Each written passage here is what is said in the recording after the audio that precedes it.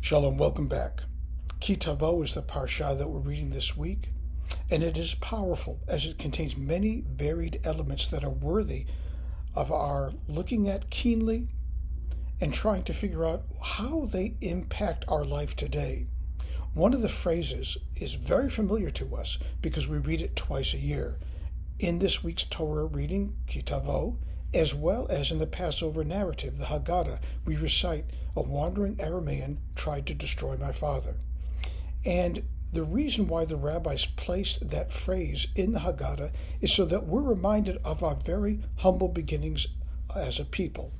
So we take the end of the Passover Seder and we celebrate the fact that we're free, that we've been liberated from slavery, that God has taken us as his people, that we're being covenanted, and we may feel a sense of, "Oh, how great am I? How wonderful are the Jewish people that this is where we've come to, this is who we are," without recalling how we actually began.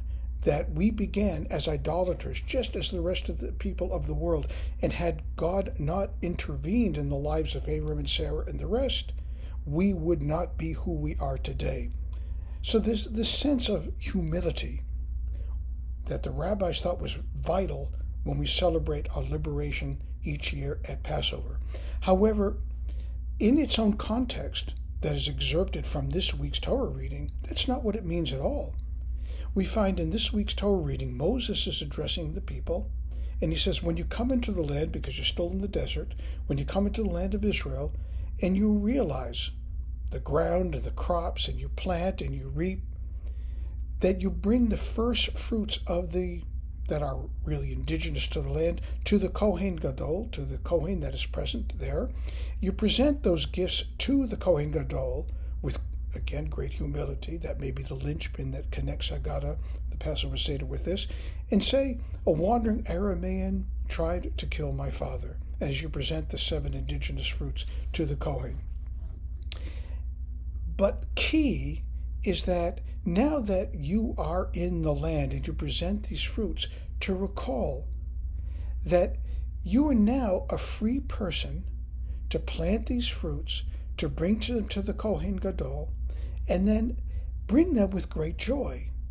Not just simply present them to the Kohen Gadol, and this is something that the Midrash Lekach Tov points out in a very strident and powerful way, that when you bring these fruits, make sure that you are rejoicing in your heart and in your mind by bringing these fruits and saying, "Look what I am. Look what I have become. Look at the beneficence, the gifts," with great gratitude that you present them to the Kohen and publicly exclaim, "How fortunate am I that I'm not way back when somebody who's a sojourner in a land that someone's hounding after, trying to kill, but rather I'm a free person in this land."